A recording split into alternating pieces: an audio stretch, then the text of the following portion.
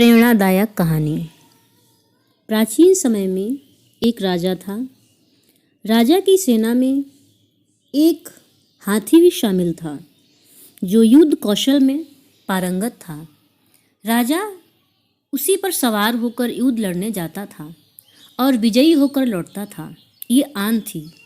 राजा को अपने इस हाथी पर बहुत गर्व था, लेकिन समय के साथ साथ हाथी बूढ़ा होने लगा था।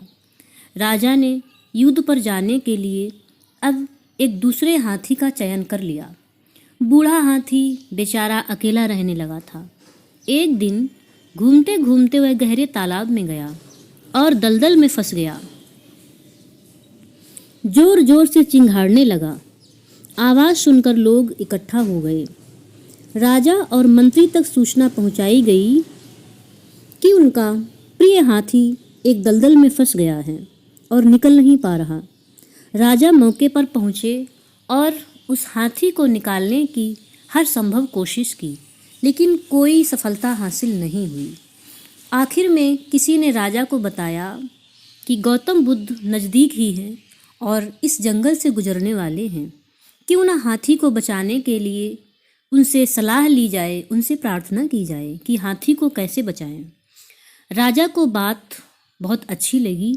वे स्वयं गौतम बुद्ध के पास गए, उन्हें प्रणाम किया और पूरा घटनाक्रम उन्हें कह सुनाया। गौतम बुद्ध ने जो उपाय उन्हें बताया उसे सुनकर हर कोई चौंक गया। गौतम बुद्ध ने कहा, इस हाथी को बाहर निकालना है तो युद्ध के नगाड़े बजाए जाएं। राजा के सिपाहियों ने ऐसा ही किया और जैसे ही नगाड़े बजाने शुरू किए, हाथी पूरे जोश में आ गया और उसके पैर तेजी से चलने लगे। वह बिना किसी की मदद से खुद ही दलदल से बाहर आकर दौड़ पड़ा। इस प्रकार उस हाथी की रक्षा हुई।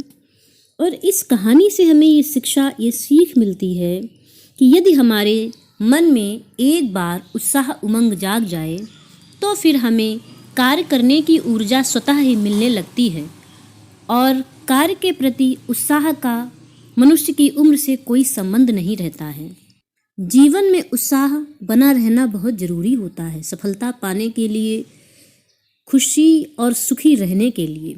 साथ ही यदि किसी व्यक्ति में उत्साह जगाना हो तो उसकी सबसे बड़ी खूबी को पहचानना ज़रूरी है, जिस बात से वह बहुत अधिक प्रसन्न होता हो।